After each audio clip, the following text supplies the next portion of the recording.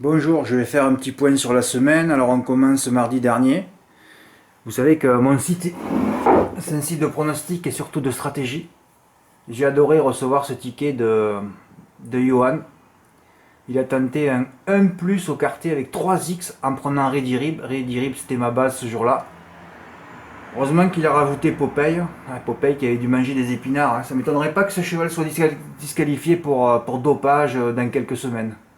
C'était incroyable qu'il ait gagné ce quintet dans ce temps-là en étant ferré en plus. Il était bien ferré. Ah, il était ferré, ouais, c'est ça. Bon, en tout cas, il a tenté et il a touché 235 euros. Bon, il a fait 100 euros de bénéfice. Rien qu'avec les bonus 3. Hein. Ouais, oui, le quatrième, c'était Juvels Boy, encore un groupe à grosse cote. Moi, j'adore recevoir des tickets stratégiques. C'est ce qui me fait le plus plaisir.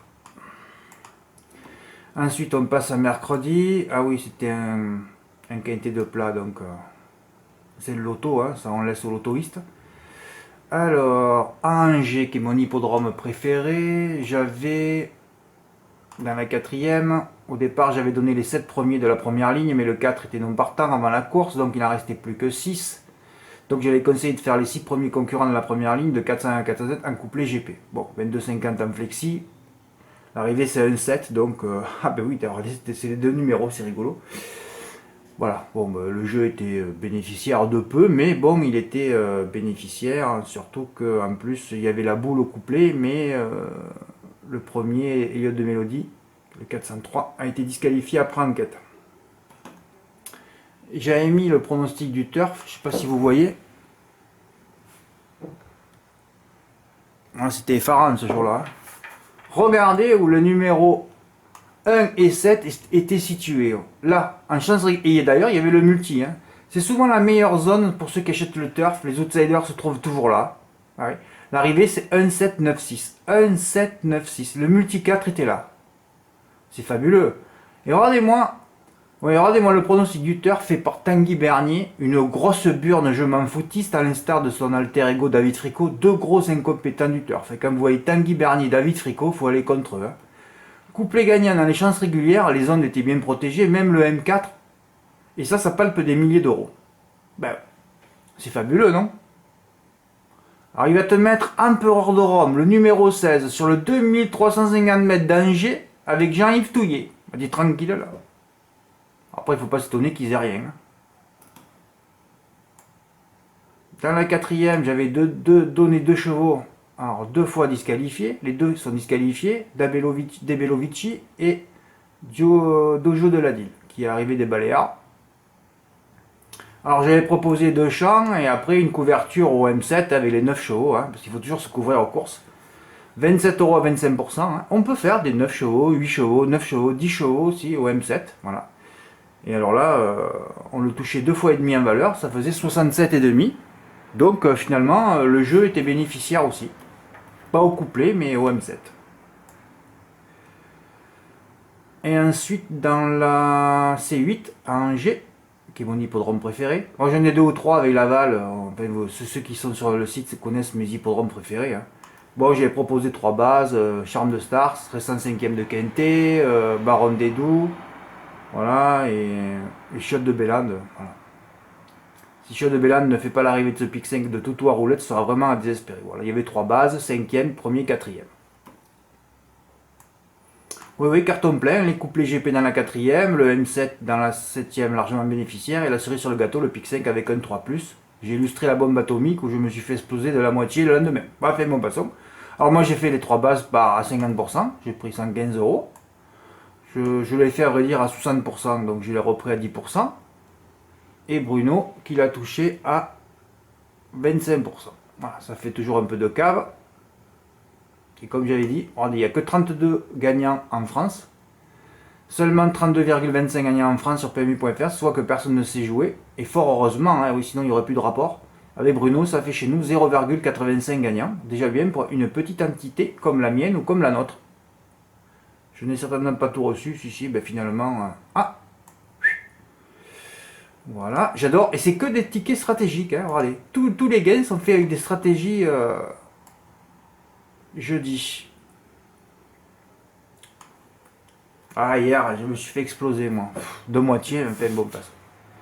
Donc, je voyais que Valokinja Indo. Ensuite, sans ordre, oui, parce que c'est les circonstances de course qui font l'ordre. Hein. J'ai mis le 13 en canon partant, mais je le voyais aussi, puisque j'ai sorti une bombe atomique, moi, avec un 2+7. Voilà, je vous montre encore un ticket stratégique, hein, 3x2, Tesoro 7ème. Bon, j'ai touché des bonus 3, des bonus 4. Bon, mais j'ai perdu la moitié, mais c'est pas grave, c'était un jeu qui était fait sur le velours avec mes gains de la veille sur Copic 5. Bruno qui rate le quintet dans l'ordre pour peu d'inversion. Il a pris 3 bases, 3, 10 et 11 qui se retrouvent dans les 4 premiers. Donc il a pris les bonus 4 plus le quintet. Voilà, un jeu bénéficiaire. Et encore une stratégie pour Daniel. J'adore recevoir ces tickets. Avec un 1+, en prenant le Bacalao, il les a tous mis, les 8 que j'avais cités derrière. Voilà, il a fait à 25%, il a touché 78 euros. Voilà, le jeu était bénéficiaire. Ben oui, mais celui qui avait pris Valokija Indo et ses réseaux turbo, en 2+ au M4, il n'a pas touché. Bah oui. Tout ça parce que c'était JPM sur ses réseaux turbo et il a fait des extérieurs. Voilà, c'est toujours pareil. Voilà. Aujourd'hui, bon, ben, j'avais proposé un 8 chevaux, ouais, le 8 chevaux de tout le monde. Il y a un Didit à la 5ème place entre le 9 et le 16. Les 3 bases étaient citées dans le texte et elles terminent aux 3 premières places. Bayakeno, c'était bien un piège, même si elle termine 5ème. C'était beau, 15-8, 5x avec un 3+8. Et voilà, l'exploit du jour. Quintet dans l'ordre pour Stéphane. Avec un 2+5, c'est le roi du 2+5. Il avait juste enlevé, il avait enlevé le 6, c'était American Dollar. American Dollar. Et il a pris le quintet dans l'ordre. Bon, un petit quintet dans l'ordre, mais ça fait toujours plaisir. Hein. Il a joué 30 euros, il a encaissé 131,85 euros. Je pensais recevoir d'autres tickets. Bon, moi j'ai fait mon texte et tout ça, voilà. Premier quintet qui me plaît de Cagnes, c'est vrai d'ailleurs. Moi j'ai pas investi un seul euro dans cette course. Voilà. Bayakeno, je l'avais mis loin au départ, qui restera ferré, sans doute sera-t-elle allégée. Alors j'ai lu l'entraînement, effectivement, c'était le cas, elle était allégée. Je la remonte donc en deuxième position. Grosse erreur. Ils auront tous une place dans ce quintet bizarroïde, car on n'est pas à l'abri d'une énorme surprise. Et ben, c'était finalement le 9, vu les bémols que j'ai mis sur certains concurrents. Mais, d'un autre côté, qui peut créer la surprise? Peut-être Vitinou, d'ailleurs 7ème de la course, Créature Castellet 8ème, ou Mingo d'attaque 5ème. Ce quintet, si c'est une arrivée de favori, il va falloir le toucher dans l'ordre, sinon cela ne fera strictement rien. Et dans le texte, Baldistar, très performant, on peut le prendre en base. Ben voilà, Stéphane il a mis en base et il a mis en 3ème position. Et dans le texte, je mets aussi qu'il vient d'effectuer le bon début, base possible, Balzac de Lito. Ben voilà. C'est pour ça que je dis que, bon, en plus, Baby Lou Max, voilà, sera difficile à battre. Donc il y avait les 3 bases dans le texte. Et ceux qui ont fait le.